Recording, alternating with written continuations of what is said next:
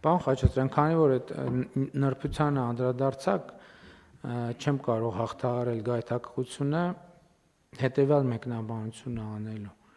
Տեսեք, որն է այս ամեն ինչի փիլիսոփայությունը, որ վարձավճարը գործի գալու համար չի։ Վարձավճարը, վարձատրությունը առաջինը պլանավորելու համար է, թե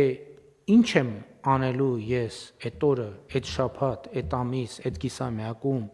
աշխատանքի գալով եւ ի վերջո հետո հետահայաց իսկ ինչքանով արեցի այն, ինչ որ հստակ պլանավորված էր եւ արձանագրված էր որպես առաջնահերթություն։ Այս երկու բանաձևերի համադրությամբ էլ տեղի է ունենալու եւ ելի եմ ասում, սա մի բանաձև է իմ համոզմամբ, որը ես էլի կիսեցի իհարկե մի քիչ այլ դիտանկյունից պետական մարմինների աշխատողների առաջին համաժողովում, որ այս process-ի թիվ 1 շահառուն Հայաստանի Հանրապետության քաղաքացին է, ով պետքա իր կյանքում զգա այս գործընթացի կոնկրետ արդյունքները, այսինքն ինչքան պոզիտիվ եղավ քաղաքացու զգացողությունը, այնքան էլ դա կարտահայտվի պետական մարմինների աշխատանքների գնահատման համակարգում եւ համոզված ենք, որ այդպես էլ տեղի կունենա։ Շատ լավ, առաջարկում եմ քվեարկել հարցը, ովքեր են դեմ որոշման ընդունմանը, դեմ չկա, որոշումն ընդունված է։ Քննարկում ենք հարց համար 16-ը, ներողություն։ Խառնել է ես։ Չէ, ներողություն, ստեղ էլ կա կատարողականի գնահատման պիլոտային համակարգին գումար հատկացնելու մասին, թե վրիպա կա։ Ատեստավորման ծրագրի կատարմանը գումար հատկացնելու մասին հարցը զեկուցող կրթության, գիտության եւ մշակույթի եւ սպորտի նախարար Ժաննա Անդրեասյան։ Սխալ է վերնագիրը գրած, համեց։ Շնորհակալություն, մեծարգո վարչապետ, հարգելի գործընկերներ, կառավարության ծրագրի կարևոր թիրախներից էր ուսուցիչների մասնագիտական զարգացման եւ վարձատրության բարձրացման փոխկապակցված համակարգներ դնել, որը կարող էր մի կողմից խրախուսել ուսուցիչների կողմից սեփական գիտելիքների եւ հմտությունների շարունակական զարգացումը, մյուս կողմից դրա դիմաց վարձատրության վերանայման նշանակալի հնարավորություն կտար եւ այս մեխանիզմի կարևոր բաղադրիչը կամավոր ատեստավորումն է, որը փորձնական կարգով ներդրել ենք 2021 թվականից, դա այդ տարում, որը փորձնական էր, հասանելի էր 7-ից 12-րդ դասարանների 7 առարկաները դասավանդող ուսուցիչների համար։ Հաջորդող տարիներին զարգանալով ըստ էության 2023 թվականից է, որ համակարգը հասանելի դարձավ բոլոր դասարանների բոլոր առարկաները դասավանդողների համար։ Ատեստավորման համակարգը հասանելի դարձավ նաև տվյալ պահին ուսուցիչ չաշխատող անձանց համար, որոնք ուսուցիչ աշխատելու պահանջներին համապատասխանում էին։ Եվ 2021-ից 24 թվականներին կամավոր ատեստավորման գործընթացին մասնակցել են ու վարձատրության փոփոխություն արդեն ունեին 6321 ուսուցիչներ, որը մեր ուսուցիչների ուսուցչական համակազմի շուրջ 20%-ն է։ Ընդ որում արդեն նախորդ տարի մենք նկատեցինք, որ կամավոր ատեստավորմանը առաջին անգամ մասնակցողների թիվը ավելի մեծ է լինում, նախորդ տարի 56.7%-ը մասնակցող ուսուցիչների առաջին անգամ էին մասնակցում գործընթացին, ինչը ցույց էր տալիս, որ կամավոր ատեստավորման նկատմամբ ուսուցիչների վստահությունը էապես բարձրացել է։ Եվ այս տարի մենք փաստացի ունենք իրավիճակ եւ այս որոշման նախագիծը այն մասին է, որ կամավոր ատեստավորված ուսուցիչների խրախուսման համար 2025 թվականին պլանավորված էր շուրջ 8 միլիարդ 673 միլիոն 771 հազար 400 դրամ եւ այս ներկայացված նախագծով մենք առաջարկում ենք դա լրացնել եւս շուրջ 2.16 միլիարդ դրամով,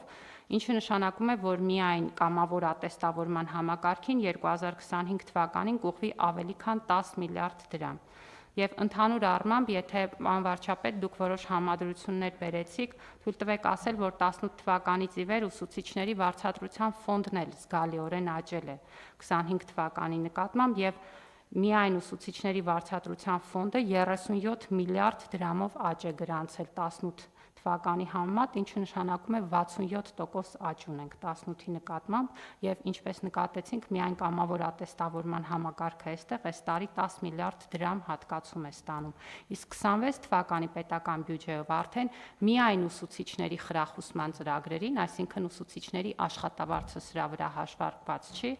ավելի քան 20 միլիարդ դրամ է հատկացվելու եւ 2024-ի համեմատ կրկնակի ավել է այն բյուջեն, որը մենք ուղղում ենք ուսուցիչների խրախուսման ծրագրերին։ Ընդ որում, այստեղ պետք է հիշեցնեմ, որ բացի կամավոր ատեստավորումից մենք խոսում ենք նաեւ տարակարգի վերափոխված մեխանիզմի մասին, որը եւս միջև 50% հավելավճար է հնարավորություն տալիս ստանալ բնագիտական եւ տեղեկատվական տեխնոլոգիաների ուսուցիչները ունեն 25% հավելավճար, գյուղական փոքր դպրոցներում եւս միջև 50% հավելավճարի հնարավորություն կա եւ սա հնարավոր է դարձրել մեր երկրում մի իրողություն, որ մենք իսկապես ունենք բարձր վարձատրվող ուսուցիչներ, որոնց թվերը դուք առիթ եք ունեցել հնչեցնել կառավարության վերջին նիստերից մեկում եւ այսօր արդեն 700,000 եւ ավել վարձատրություն ստացող ուսուցիչները մեր իրականության մասն են։ Պետք է նշեմ, որ հիմա ամփոփվում են 25 թվականի կամավոր ատեստավորման ցուցանիշները եւ ակնհայտ է, որ թե դիմելիության եւ թե մասնակցության ցուցանիշներով մենք կամավոր ատեստավորման համակարգը կարող ենք արձանագրել, որ կայացել է եւ զարգանում է։ Այս տարի ատեստավորմանը մասնակցության համար դիմել էին ավելի քան 8400 հոգի, նրանցից ավելի քան 7200-ը կամ 84%-ը մասնակցել են։ Այս պահին դեռևս բողոքարկումների փուլում ենք, բայց բողոքարկումների արդյունքներն էլ դեռևս չհաշվարկելով 67.2%-ը դրական է հաղթահարել ատեստավորման գործընթացը, խոսքը շուրջ եւս 4852 հոգու մասին է, որոնցից ավելի քան 2870-ը առաջին անգամ է մասնակցել ատեստավորմանը եւ դրական արդյունք ունի, ինչը նշանակում է, որ արդեն իսկ նախնական արդյունքներով շուրջ 9200 ուսուցիչներ կամավոր ատեստավորված են եւ ունեն վարձատրության բարձրացում։ Սա նշանակում է մեր ամեն երրորդ ուսուցիչը այս պահին կամավոր ատեստավորված է արդեն եւ այս թիվը բողոքարկումներից հետո կարող է միայն աճել։ Եվ պետք է հիշեցնեմ, որ նախորդ տարվանից ատեստավորումը էլեկտրոնային եղանակով ենք անցկացնում, այս տարի բողոքարկումն ենք էլեկտրոնային ձևաչափով իրականացվել եւ գործընթացը շարունակաբար բարելավում ենք, ելնելով նաեւ ուսուցիչների հետ հետադարձ կապից։ Խնդրում եմ հաստատել, շնորհակալություն։ Շնորհակալ եմ Տիկին Անդրեասյան։ Տիկին Անդրեասյան, հիմա բոլոր ուսուցիչների համար է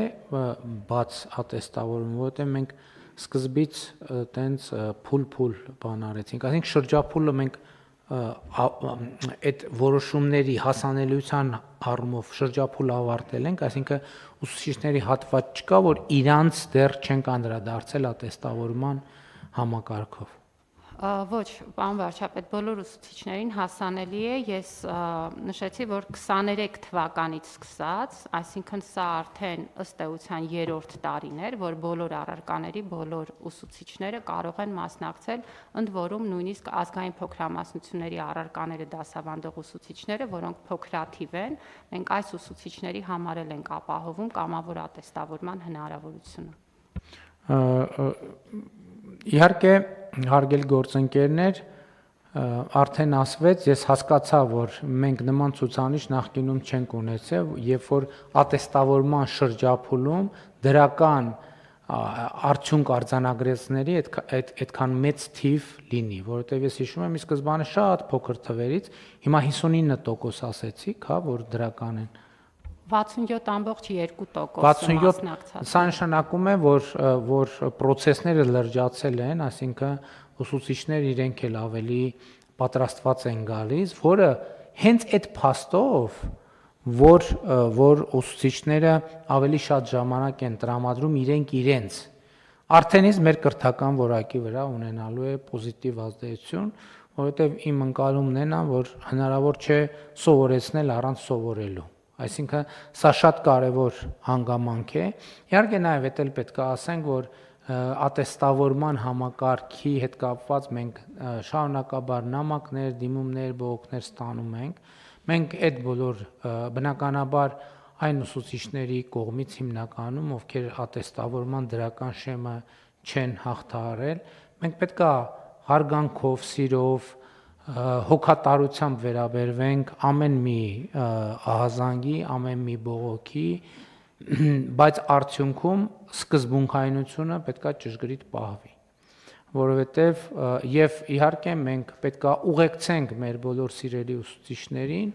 որպեսզի համոզվենք, որ կառավարությունը բավարար ջանք է գործադրել, որպեսզի մեր սիրելի ուսուցիչները կարողանան այդ հնարավորությունից օգտվեն եւ աջակցենք, որպեսզի իրենք կարողանան այդ շեմերը հաղթահարել ավելին, քան հաղթահարել են նախորդ փուլում։ Ընդ որում մեր ռազմավարական նպատակադրումը ես ուզում եմ հիշեցնել, հարգելի գործընկերներ, մենք ինչ ենք ասել։ Ասել ենք, որ ատեստավորման մի շրջափուլ, երբ որ կավարտենք, եւ այն պահից հետո, երբ որ մեր համակարգում կաշխատեն միայն ատեստավորված ուսուցիչներ կամ գուցե թե դա շատ հեռու է դեռ, մի X փուլի մենք պետք է ատեստավորման երկրորդ շրջափուլը անցկացնենք, որը ելի կապահովի ուսուցիչների աշխատավարձի հետագա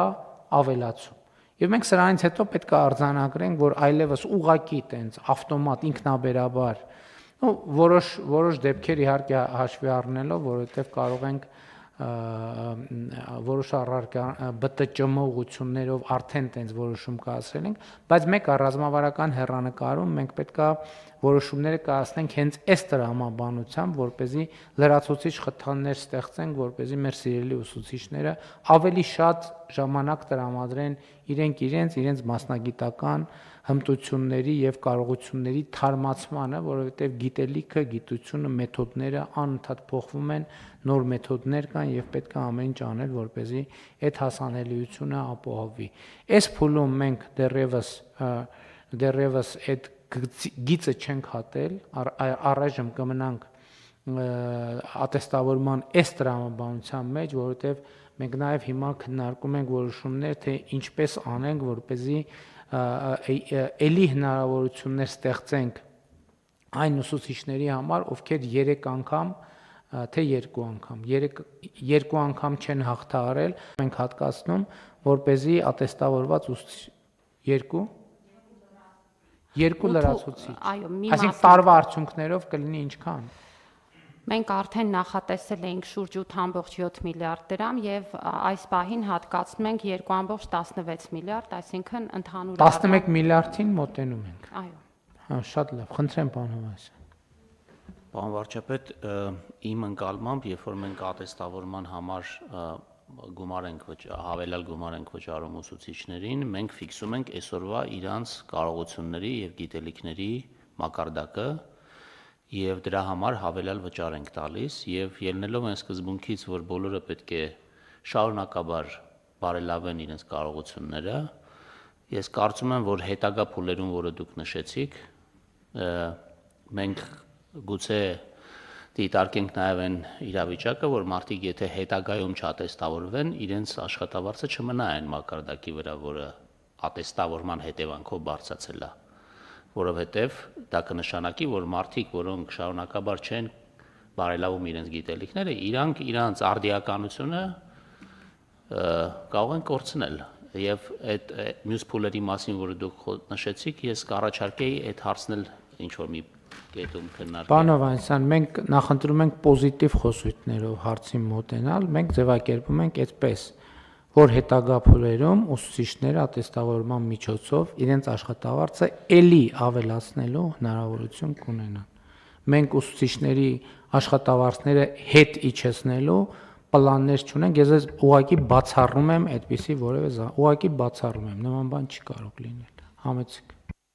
Շնորհակալություն, պարոն վարչապետ, ես պետք է հիշեցնեմ, որ մեր բոլոր այն ուսուցիչները, որոնք մասնակցում են ատեստավորմանը եւ հաջողություն չեն գրանցում, պետությունը նրանց համար կազմակերպում է վերապատրաստում եւ այդ վերապատրաստումը ֆինանսավորվում է պետության կողմից եւ այդ վերապատրաստումը ուղղված է նրան, որպեսզի մեր ուսուցիչները մասնագիտական աջակցություն ստանան, բարելավեն իրենց գիտելիքները եւ հաջորդ փուլին ատեստավորմանը մասնակցելով կարողանան ավելի բարձր արդյունքներ գրանցել եւ այսօր մեր մասնակցած բազմաթիվ ուսուցիչներ հենց այդ ուսուցիչներն են նաեւ, ովքեր վերապատրաստվել են պետության աջակցությամբ եւ այսօր արդեն հաջողություն ունեն։ Երկրորդ բանը, ինչ կուզեի ասել, պարոն վարչապետ, կամավոր ատեստավորումը իսկապես առաջ է բերել շարժում ուսուցչական համայնքի ներսում,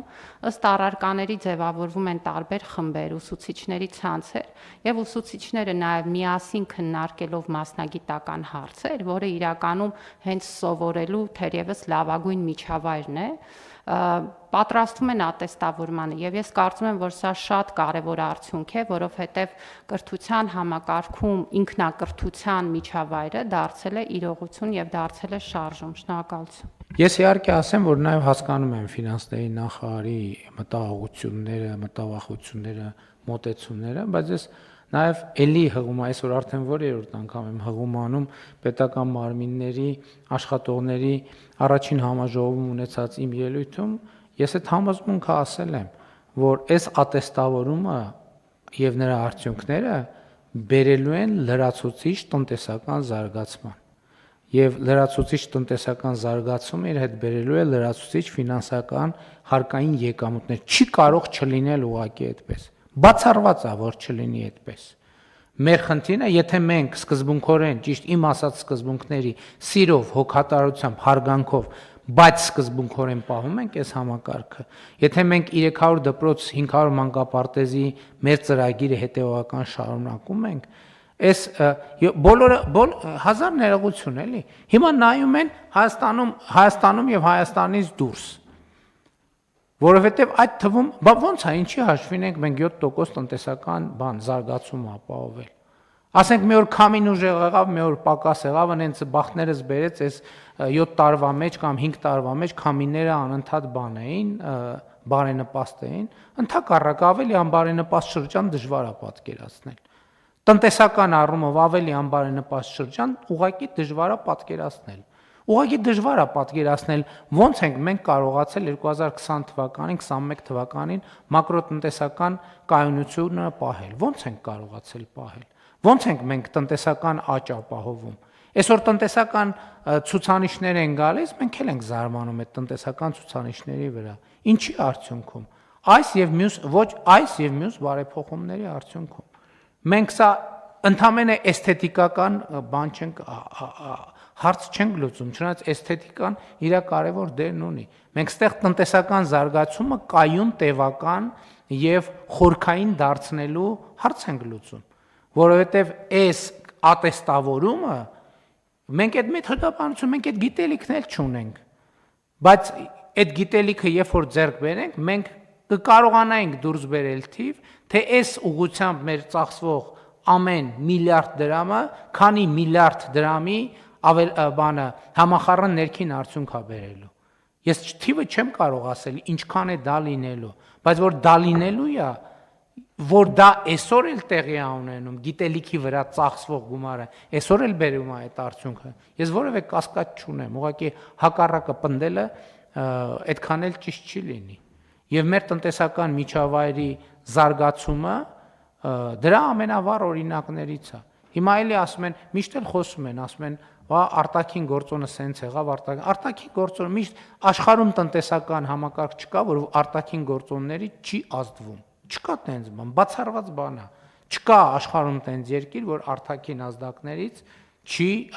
բանի որոշակի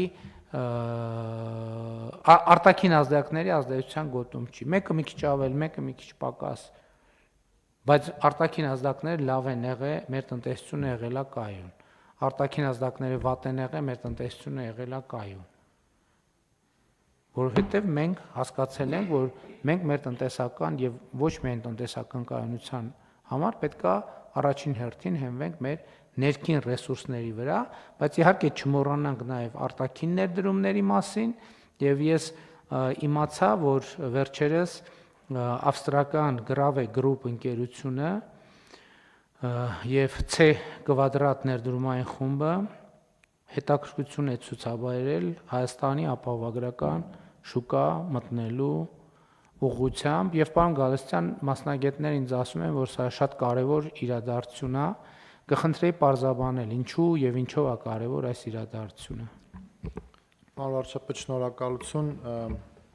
Եվ ինչա տեղի ունեցել, նախ ինչա տեղի ունեցել։ Նախ ձեր նշած ընկերությունները Հայկական լիգա ապահովագրական ընկերության հետ փոխհամաձայնության են եկել, Graven եւ C Quadrat-ը ձեռք են բերում լիգայի 100% բաժնետոմսերի։ Առաջի անգամ ապահովագրական շուկայում ունենք օտարերկրյա համբավ ունեցող ընկերության մուտք։ Graven ընկերությունն է, որը ըստ էության ֆինանսական ոլորտում բազում ուղղություններով աշխատում, ունի ապահովագրական ընկերություններ, ունի բանկեր, ունի ներդրումային ընկերության հետ կապված որոշակի առնչություն։ C Quadrat-ը այն ընկերությունն է, որը Talanxi հետ գերմանական կառավարում է մեր ներդրումային կենսաթոշակային ներդրումային ֆոնդերից մեկը։ Այսինքն երկուսի համատեղ ջանքերով իրանք ձեռք են բերում լիգայի 100%-ը ու կարևորը այն է, որ իրանք իրենց հետ բերելու են նոր մշակույթ մեր գնահատմամբ, այսինքն մեր ջանքերը իրենց ներգրավելու հենց այդ ուղղությամբ է եղել, որպեսզի մենք կարողանանք այդ ոլորտում նոր մշակույթ բերենք, նոր գիտելիք բերենք։ Երկրորդ կարևոր իրադարձությունը, որը իրենք մեզ հետ արդեն բանակցությունների մեջ են, նախ ասեմ, որ դեռևս փաթեթը պիտի ներկայացնեն մեր կողմից ռեգուլատորի կողմից հավանության արժանանալու ու իրենց լիցենզիա տրամադրելու հետ կապված, բայց երկրորդ կոմպոնենտը, որը թերևս ավելի կարևոր է, դա այն է, որ իրենք փորձելու են ու նպատակադրված են մտնել կյանքի ապահովագրության ոլորտ։ Կյանքի ապահովագրությունը երկու էլեմենտ ունի, որպես կանոն մենք հասկանում ենք մահից ապահովագրման մասը, բայց այդ չի այդքան կարևոր է, այնքան կարևոր է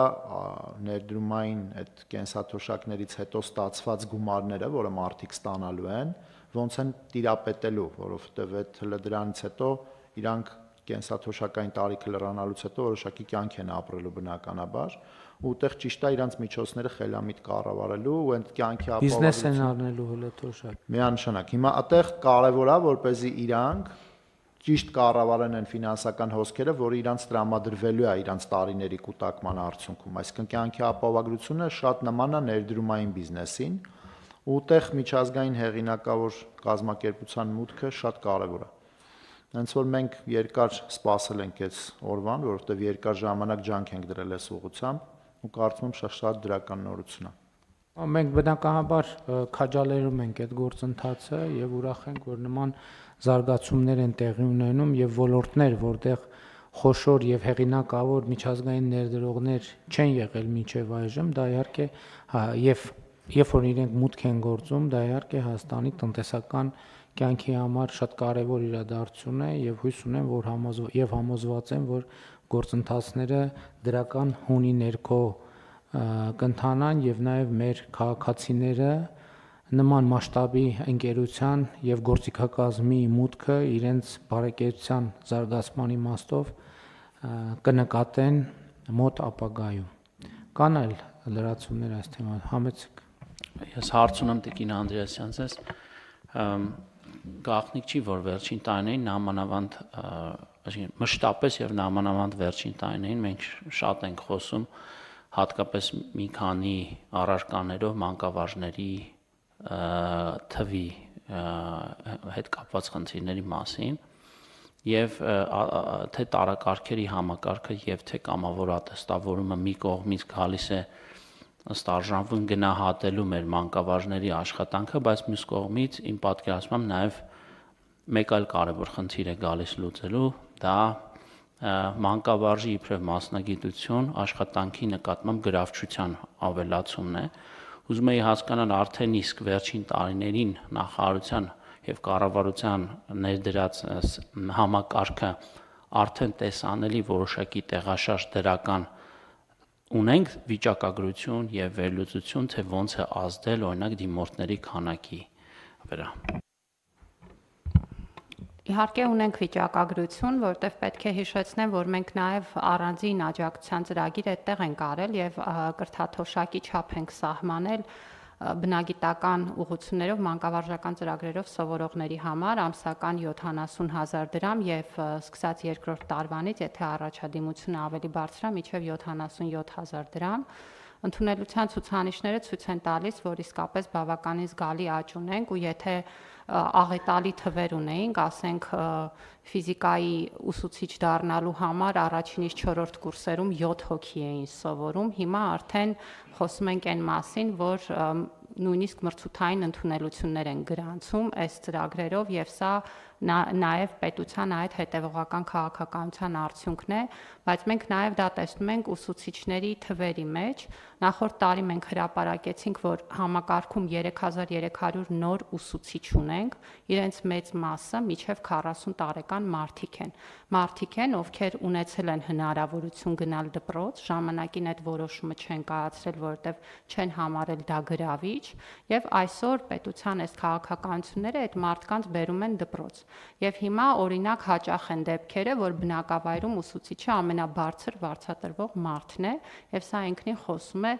մանկավարժի մասնագիտության գրավչության օբյեկտիվ բարձրացման մասին։ Իհարկե բազմաթիվ այլ գործոններ էլ կան, ուսուցչի աշխատանքը օբյեկտիվորեն դժվար աշխատանք է, յուրաքանչյուր գումար միևնույն է պիտի ուղեկցվի այլ հանգամանքներով, բայց ձեր նշած դինամիկան նույնպես կա, պարոն Հայրապետյան, եւ դա ցույց է տալիս, որ ճիշտ ճանապարհին ենք։